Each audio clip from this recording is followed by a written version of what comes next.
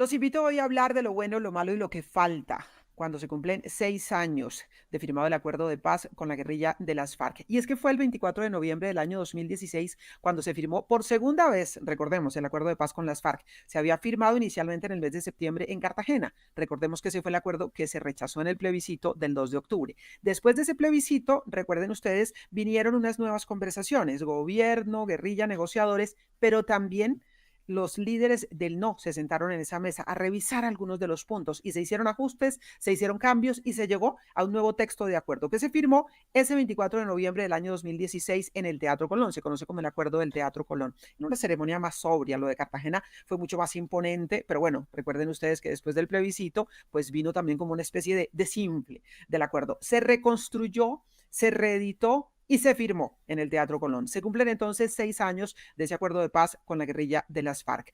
Para hablar de este acuerdo, nuestro invitado, el profesor Jorge Restrepo, en su condición de director del CERAC, diría yo en este caso, él es profesor de la Así Universidad es. Javeriana, nos ha acompañado en otras oportunidades aquí en este espacio. Profe, bienvenido, gracias por aceptar esta invitación nuevamente. Muchísimas gracias, Yolanda. Un gusto estar con usted y con todos sus oyentes y televidentes, también hay que decirlo, ¿no? YouTube videntes. YouTube videntes, Facebookeros, bueno, todo esto. En fin. El profesor Jorge Restrepo es el director del CERAC, el Centro de Recursos para Análisis de Conflicto, y CERAC es una de las dos entidades al lado del CINEP que hacen parte de la Secretaría Técnica de Verificación del Acuerdo de Paz. Es decir, saben exactamente cómo va el asunto. Y por eso, precisamente, el profesor Jorge Restrepo nos puede contar cómo va el acuerdo. Empecemos por lo bueno, profe, las buenas noticias. ¿Qué nos ha dejado de bueno la implementación del acuerdo de paz con las FARC en estos 6 años? Tal vez lo más importante, Yolanda, es la reducción de la violencia, la desaparición de esa hoy extinta guerrilla de las FARC supuso una reducción de la violencia y eso se puede ver en muchos lugares, pero también en varios tipos de cifra. La primera y más contundente es la de aquellas cifras, de aquellas vidas que se dejaron de perder porque ya no existe el conflicto armado con esa guerrilla. Hemos hecho una estimación que nos dice que si somos muy conservadores, por lo menos se dejaron de perder unas 4.900 vidas en estos 6 años que se hubieran perdido si ese conflicto hubiera seguido en niveles relativamente bajos de intensidad. Si somos menos conservadores y lo comparamos con aquel momento en el cual hubo una altísima intensidad del conflicto, podríamos decir que cerca de 7.200 vidas se dejaron de perder debido al conflicto, muchas de ellas miembros de la fuerza pública. Solamente miremos que en el 2014 se perdieron 294 vidas de miembros de la fuerza pública debido al conflicto con esa guerrilla. El año pasado, con todas las situaciones de conflictividad y protesta social que hubo, solamente, entre comillas, se perdieron 138 vidas de miembros de la fuerza pública. Pero hay otro indicador y termino con este, Yolanda, y es cuántos municipios estaban afectados por el conflicto armado de manera persistente con las FARC, hoy extintas FARC, 352 municipios. De 225 de ellos desapareció la violencia tanto con esa guerrilla como con cualquier otro grupo de violencia. Claro, hay ciento y pico municipios, 120 municipios en los cuales todavía hay violencia con otros grupos armados, pero se logró llevar paz a más de 220 municipios del país. Eso es importantísimo. ¿Y sabe qué pasa, profe? Tengo la impresión, obviamente, ¿no? Y es que las vidas perdidas no se no, las vidas que no se perdieron no se notan.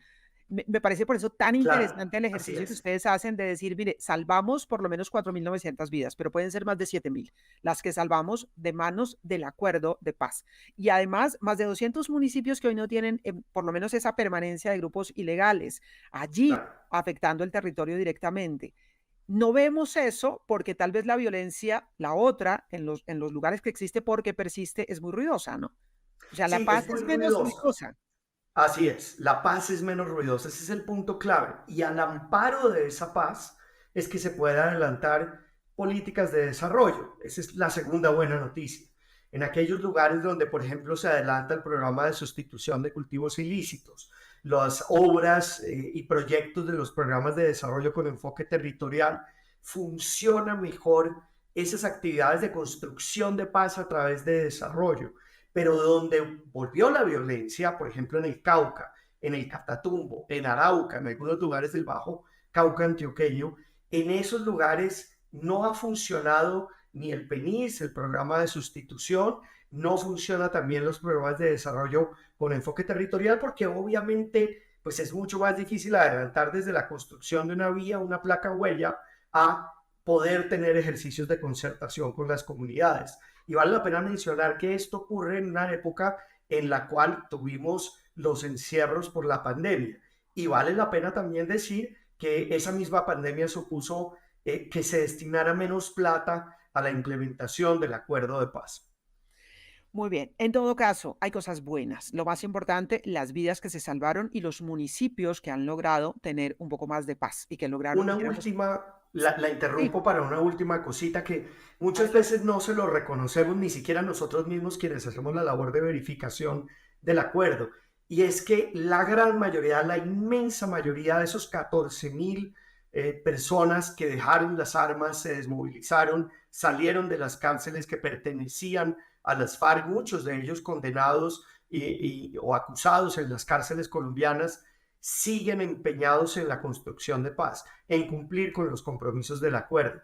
Las que hoy llaman grupos post-FARC o grupos disidentes no están formados en su gran mayoría por personas que estuvieron en la guerra y que hicieron parte de esa hoy extinta guerrilla.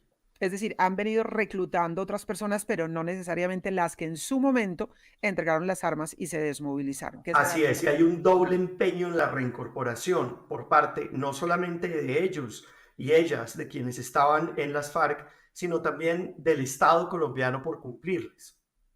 muy bien. Lo bueno, vidas salvadas, municipios que han logrado tener un poco de paz, sacar de su territorio a los grupos violentos, políticas de desarrollo, se han mantenido quienes se desmovilizaron, la mayoría de ellos se han mantenido en los acuerdos, en proyectos productivos, en fin. Lo malo, profe, hay que hablar de lo malo que sin duda yo me anticipo a decir. Lo peor, la pérdida de vidas, evidentemente, de quienes se han desmovilizado, pero más cosas y no sé si tienen ustedes el dato de cuántos lamentablemente hasta el momento han sido asesinados. 353 personas. El partido Comunes tiene un conteo que es ligeramente mayor, de 3 o 4 personas más que han sido asesinadas desde que se inició el cese el fuego bilateral, que ha sido cumplido, pues se han perdido la vida. Y menciono esas 354 personas. Y menciono lo del cese el fuego bilateral porque no estamos hablando de vidas que se hubieran perdido en situaciones de combate. Suena como a una tontería decirlo. Estos son personas que fueron perseguidas, muchas de ellas, y que fueron asesinadas, y a eso súmenle los atentados, las amenazas y los desplazamientos a los que se han visto forzadas esas personas y sus familias, muchas de ellas dejando pues mujeres y niños desamparados porque no tienen, digamos, quien los cuide, y hay que seguir cumpliendo eso. Eso es lo malo, sin lugar a dudas lo peor, como usted lo dice. Yo mencionaría también otros elementos. Perdimos mucho tiempo en la implementación, y esto hay que señalarlo así, con las objeciones que impuso al gobierno o que pretendió en un momento el anterior gobierno ponerle a la ley estatutaria de la justicia en materia de lo que tiene que ver con la jurisdicción especial para la paz, la justicia de transición, la falta de protagonismo político y reconocimiento político al acuerdo de paz en sí, al Partido Comunes, a su liderazgo, a la Comisión de la Verdad, a la Jurisdicción Especial para la Paz. Esa falta de poder potenciar el carácter transformador del acuerdo en materia de desarrollo que requiere voluntad política, que yo diría por fortuna hoy existe en el gobierno que comenzó el 7 de agosto. Es cierto, como dicen algunos, profe, que el gobierno de Duque metió todo al congelador, o no tan cierto, porque uno ve los balances que hace Emilio Archila y se ve que hubo avances de todas maneras, es decir, hubo retrasos en algunas cosas, esas objeciones que se batallaron y demás, pero no se metió todo al congelador, da la impresión, porque hay quienes dicen, no, definitivamente el gobierno de Duque no avanzó absolutamente nada. El primero que lo dice es el presidente de la República, Gustavo Petro. Él dice no se cumplió con el acuerdo. Incluso se hicieron muchas cosas para no cumplir. La verdad, eso a mi juicio no es cierto. Cuando uno ve el gobierno anterior cumplió a todo aquello a lo que estaba obligado. En algunos casos fue más allá, por ejemplo, en materia de reincorporación, los planes de desarrollo con enfoque territorial, el adelanto de regalías, la organización de los proyectos y programas en las zonas de los planes de desarrollo con enfoque territorial, las zonas PEDET. En eso se cumplió más allá. De manera que no es cierto que hubiera estado en el congelador. Pero lo que uno sí podría decir es que hubo una implementación que fue selectiva, en algunas cosas episódica incluso. A veces faltó energía. Ujú. Uno no puede saber por qué fue. De pronto no había los responsables adecuados en el gobierno para eso y de pronto estaban ocupados de otro tipo de labores y definitivamente no era la prioridad de la implementación del acuerdo de paz en el gobierno anterior. Habrá que ver si en esta lo puede ser. No era la prioridad, tal vez yo creo que ese es el elemento, no era la prioridad. Se avanzó en algunos puntos y en otros como que no había mucho interés en que se avanzara, en todo caso quedó como en el congelador. Y de ahí viene la siguiente pregunta, ¿qué falta, profe, para que realmente se pueda cumplir con el acuerdo de paz? A mí me parece, por ejemplo, que el capítulo de la reforma rural integral está todavía por verse. Veremos si con el proyecto del gobierno del presidente Petro, la ministra Cecilia López se puede avanzar, no lo sé. Pero, ¿qué Sí, falta? ¿Qué sí. falta para que realmente esto le produzca lo que se buscaba que produzca en las zonas de violencia? Y es desarrollo, avance, que no sea solamente dejar unas armas, sino que además de eso hubiese también un desarrollo social y económico para las regiones más vulnerables y golpeadas por la violencia. Así es para poder tener todo el potencial de desarrollo, de construcción de paz que nos da el acuerdo de paz, habría que hacer varias cosas. En primer lugar, darle mucho impulso a ese punto uno del acuerdo, el punto de la reforma rural integral. El gobierno del presidente Petro ha señalado no solamente que va a implementar integralmente el acuerdo, sino que va a hacer una reforma agraria. Pero ojo, porque allá hay otro elemento que es muy importante, y es poder armonizar, unir el plan de desarrollo que guía la acción de Ujú. gobierno de este gobierno en los próximos 4 años con el acuerdo de paz. Y digo armonizar porque eso va por muchas cosas. El acuerdo, el catastro multipropósito, los planes nacionales, por ejemplo, de educación rural, de construcción de carreteras terciarias, los planes nacionales en materia de salud, de educación en zonas muy afectadas por el conflicto, revisar los PEDET, ver si hay que volver a abrir la participación y escoger los proyectos que tengan mayor potencial de transformación. Eso es esencial. Y yo diría que en segundo lugar, Yolanda, fíjese que no estoy hablando de plata, hay una cosa que es muy importante y es revisar las políticas en materia de sustitución de cultivos ilícitos, de lucha contra el narcotráfico, de seguridad en particular de activistas políticos y líderes sociales, para no solamente hacerlas compatibles con el acuerdo, sino mucho más efectivas. Claro, habrá algunas políticas que automáticamente son compatibles con el acuerdo. El gobierno nacional ha dicho que no va a utilizar, por ejemplo, más aspersión para luchar, aspersión de herbicidas para luchar con los cultivos de uso ilícito. Eso lo hace compatible automáticamente, digamos. Pero más que eso hay que ver si la sustitución está funcionando, cómo se va a hacer la sustitución si no está funcionando y cómo se va a cambiar la sustitución de cultivos de uso ilícito. ¿Se va a seguir persiguiendo a los campesinos o no? Por ejemplo, penalmente cuando son cultivadores de uso ilícito. Este tema es absolutamente clave y falta todavía camino. Profe, usted es profesor, profesor de la Universidad Javeriana. Tiene dos alumnos, el Estado y las FARC, que firmaron un acuerdo. ¿Cuánto les pone de calificación en estos 6 años? ¿De 1 a 10 o de 1 a 5? ¿Cómo califican ustedes, profe? ¿De 1 a 10, de 1 a 5 o cómo es la cosa ahora? No hacemos cualificaciones o calificaciones cuantitativas porque nos parece que lo que toca es mirar el detalle de la Ay, no, granularidad. profe, no, así Pero no se vale. En mi época eso usted era, se dice, rajó, si de no, en 1 a la 10 se universidad, rajó. claro que calificamos de 1 a Eso. 5. Digamos, si los vamos a calificar de 1 a 5, yo diría que al partido comunes hay que ponerle por ahí un 4. ¿Sabe qué les falta a ellos? Ujú. Curiosamente, hablar más entre ellos, convertirse más en unos hacedores de políticas y tener nuevas generaciones. Pero yo creo que el Wow. partido FARC, el partido comunes y la gente que está en la reincorporación, así no haga parte del Partido Comunes, ha cumplido mayoritariamente con su tarea. El gobierno nacional y las instituciones del Estado colombiano, yo creo que pasaron raspando con un poquito más, 3,2. 3,2. tres con dos. Muy bien, pero van pasando. Ahora, profe, una pregunta muy puntual, pero una respuesta muy puntual. Se ha generado mucho ruido en las últimas horas en torno a la JEP y a las penas, que al final de cuentas fue lo que se negoció, pero la gente dice, pero ¿cómo así? Son penas irrisorias. Y evidentemente uno dice, para los crímenes cometidos, profe, ¿son proporcionales?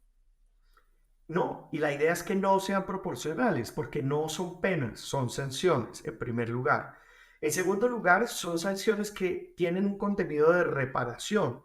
Ya en el caso de este primer juicio o esta primera sentencia en materia de secuestro, todos los líderes, los principales responsables de las hoy extintas FARC, reconocieron esos casos, contribuyeron a la verdad, a buscar a todas aquellas personas de las que ellos sabían. Creo que allí habría que buscar que estas sanciones busquen ser más exhaustivas, es decir, que toda aquella persona que tenga un justo reclamo en el sentido de tratar de averiguar dónde está, por ejemplo, aquella persona que desapareció, saber si está viva o si murió, que se le pueda dar una respuesta. Así la respuesta es no sé, No sé. no lo sabemos y lo hemos averiguado en todo lado. Entonces me parece que lo que hay que hacer es buscar una mayor exigencia en esas sentencias, en esas penas de reparación. Estoy seguro que el tribunal de la JEP, el tribunal de mayor nivel, a esta sala que profirió la primera sentencia, le va a exigir a eso a las FARC. Pero también estoy seguro, Yolanda, perdón, que nunca va a haber una satisfacción completa a las enormes demandas de justicia por la Es que tragedia que son fue el crímenes conflicto armado en atroces, Colombia. El son crímenes secuestro en sí atroces, mismo atroces. ofendió a toda la nación, pero no podemos entonces esperar que los que fueron los principales responsables de esta hoy extinta guerrilla nos vayan a satisfacer, sino sobre la base de estas Sí. penas reparadoras. Sí, total. Pero es muy duro. Digamos, es un poco como dice uno siempre, ¿no? Los sapos que hay que tragarse si uno quiere esas noticias que dimos hace un rato, que son 4.900 vidas por lo menos, que se salvaron, 225 municipios que lograron erradicar la violencia de estos grupos organizados de su territorio. Es decir, eso cuesta y es el sapo de decir, bueno, entonces no se pagan todas las penas que quisiéramos ver que se pagaran por los secuestros, por los asesinatos, por los abusos sexuales, las violaciones, etcétera, por un montón de crímenes atroces. eh, Porque precisamente el acuerdo buscaba silenciar fusiles. Y se silenciaron los fusiles. Es que fueron más de 13.500 armas de fuego, más toneladas, millones de municiones que se pudieron fundir, incluso para hacer, recordemos, se destruyeron para fundir y hacer 3 monumentos, de los cuales se hicieron 2. Falta hacer el de La Habana. Ojalá que en este gobierno también se cumpla con ese compromiso para seguir avanzando. Profe, muchísimas gracias. Lo importante, evidentemente, las vidas salvadas, y yo me quiero quedar con ese dato, las por lo menos 4.900 vidas que se salvaron de cuenta de ese acuerdo y los 225 municipios que lograron erradicar de su territorio esos grupos armados ilegales, que habrá seguramente pues brotes de violencia, delincuencia común, en fin, pero que han tenido un poco de paz. Hay que quedarse con las cosas buenas, sin duda. Profe, como siempre, un gusto tenerlo con nosotros. Espero que vuelva por este espacio. Mil y mil gracias. Pues muchísimas gracias por este tiempo, Yolanda. Vamos a tener que seguir hablando cada vez en condiciones en las cuales hay menos atención de este acuerdo de paz que tenemos que seguir implementando por lo menos por 9 años más, que es lo que se acordó con las hoy extintas FARC. El profesor Jorge Restrepo, director del SEDAC, una de las dos entidades que forman parte de la Secretaría Técnica de Verificación del Acuerdo de Paz, haciendo un balance de estos primeros 6 años, desde la firma del Teatro Colón, el 24 de noviembre del año 2016. A ustedes, como siempre, gracias por estar ahí. Les digo a quienes todavía no tienen la suscripción del canal de YouTube, los invito a que lo hagan y que activen la campanita para que sepan cuando hay contenido nuevo, que suele estar sobre las 6 de la tarde, más o menos. Ahí encuentran el contenido bueno, el contenido nuevo. Como siempre, mil y mil gracias por acompañarme, por estar ahí.